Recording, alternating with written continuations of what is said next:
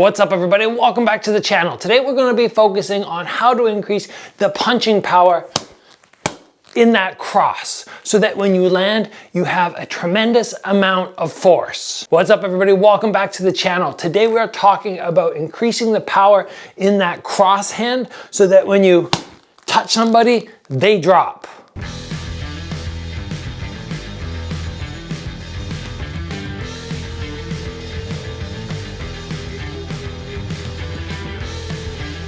All right, 10 tips to increase your punching power.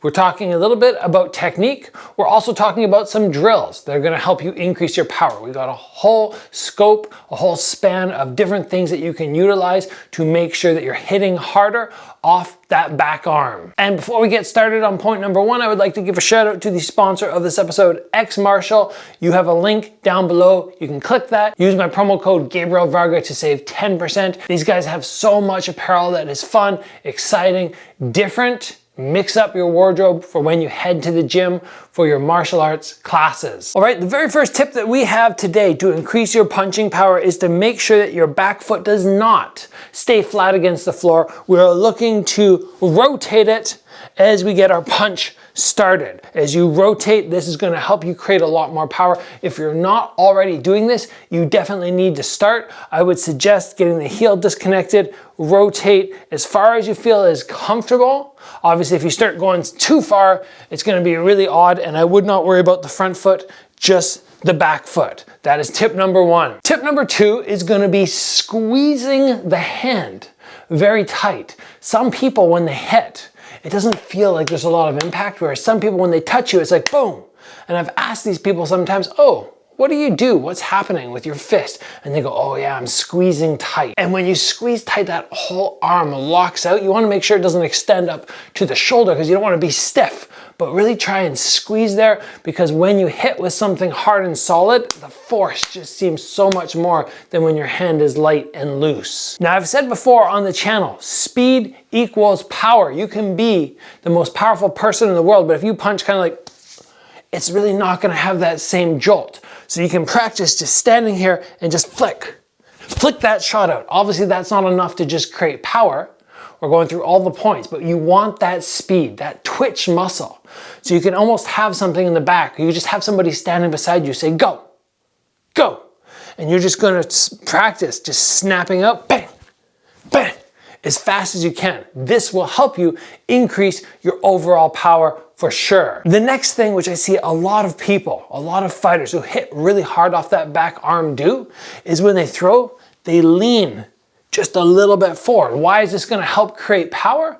Well, obviously it gives you more follow through. If I'm aiming to here and I can only go to about there versus way over here, it's going to help me increase the power. Obviously, as you lean forward, you have to make sure you don't run into a shot. So that's generally why when they lean forward, their head comes off on a 45, head comes off that center line. I don't go straight in, I come off to the side, but that little lean forward, if you time it correctly with your cross, is going to help create a lot of power. Now, in addition to leaning forward, something else we can do is we can focus on the shoulder and we can focus on the hip and make sure these are taking the lead compared to the other side, which was normally in front. I have my jab hand, my left shoulder, my left hip are in front. I want to get the right hip and the right shoulder to the lead. That is going to help create loads of power, because if I don't do that and I only rotate to here, I lack distance and I'm going to lack follow through because of that. So that pivot that we talked about before is really essential to get that hip and that shoulder in the lead. This is going to help you increase your punching power.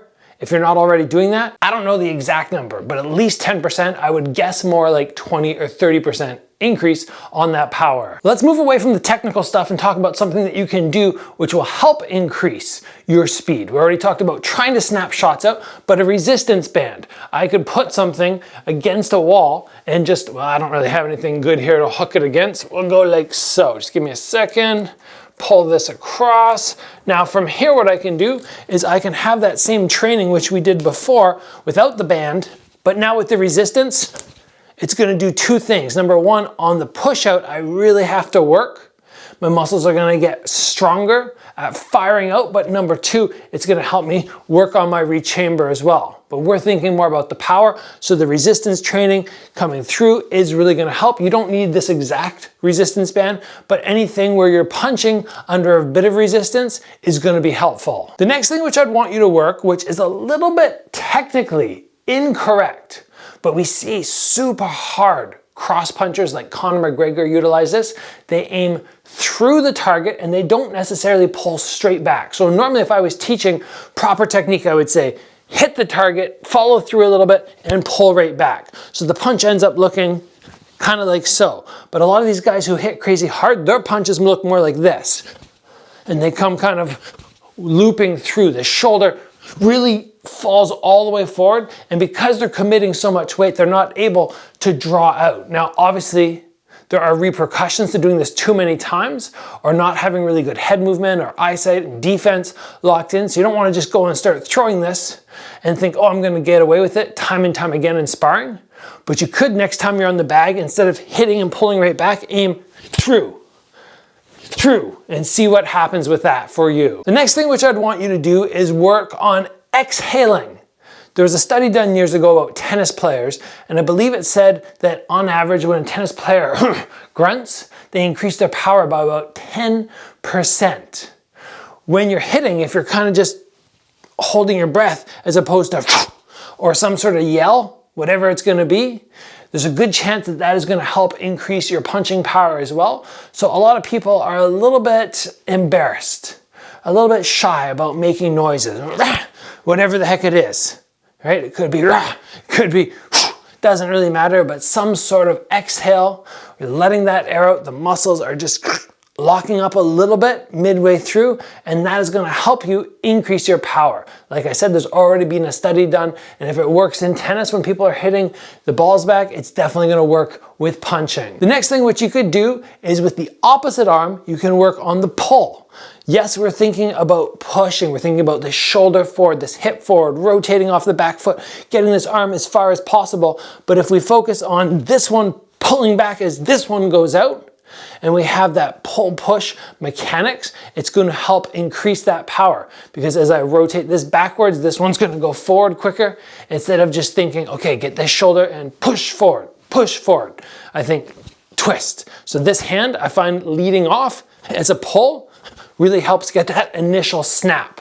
You can try that one out. I think you're going to find it beneficial. Plus, it makes sure that your hand ends up back in a good defensive position. So if you decide to lean your head off the center line when you're going slightly forward, or decide to follow through on that punch, at least this one up here is going to help give you some protection. And I've asked some boxing trainers throughout the years, what is a good way to increase your punch power? And they'll say the same thing, say grab a weight, nothing too big. We're not trying to grab a 20-pound weight, probably 3 pounds, and just stand there and just get it out, get it back in, get it out, get it back in. Focus on all the points which we already talked about to increase power, but then adding that weight there is just a resistance training that's different than the band, but it's going to help you increase that power according to all these boxing coaches which I've talked to. And there you have it, guys, 10 tips to increase the punching power off that cross. If you incorporate all of these, you pick 5 or 6 of them that really work for you, you disregard some where you go, ah, that's not for me, you are going to experience an increase in that punching power. How much will it be? 5%, 10%? Possibly. Could be 20 or 30%. You're not going to double your punching power unless you already had mediocre technique, but sometimes small little gains make a massive difference. So thanks for joining me today, guys. As always, train hard. I will see you back here soon for another video.